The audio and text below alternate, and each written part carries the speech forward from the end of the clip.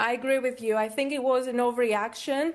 It might actually be a good entry point for people who are interested in buying some of these companies that dropped a lot. To your point, they still use NVIDIA GPUs, maybe not the high-end ones, but they still use them. And you can't go anywhere without NVIDIA. So it is the true leader in the marketplace when it comes to chips.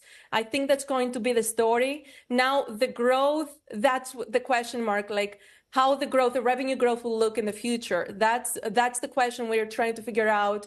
To what degree the special GPUs are going to be needed by these companies, and also the networking companies had issues today. Again, with the same concept. How complicated is it, or can you make it in a very cost-efficient way? Like DeepSeek claims that they only spent $6 million to develop this solution. Yeah, absolutely, Eva. And we don't even know if that is really the case, given that this has been a national priority for Beijing. But, I mean, how much of this is, as you say, the question marks, the uncertainty rattling the markets, or these companies genuinely being punished by investors with regards to the CapEx?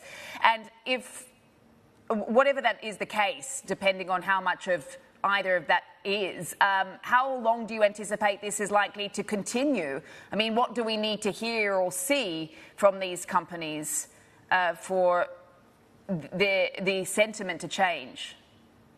So we did have the double-digit drops today. That was significant recalibration of their valuation. So that's one thing that we have to have in mind.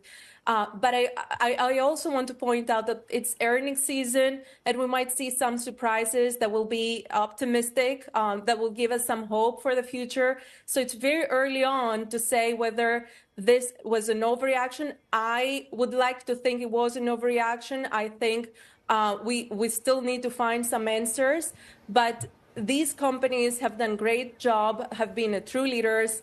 At the same time, they have appreciated a lot in the last year, so there's no question whether the Magnificent Seven went up a lot in the last year, so that does not help. So any news we get, in some cases, we have a bigger risk to the downside because the bad news are going to move the companies, the stock price, further down in a much bigger way than it's going to affect them when it comes to a good beneficial that they can receive.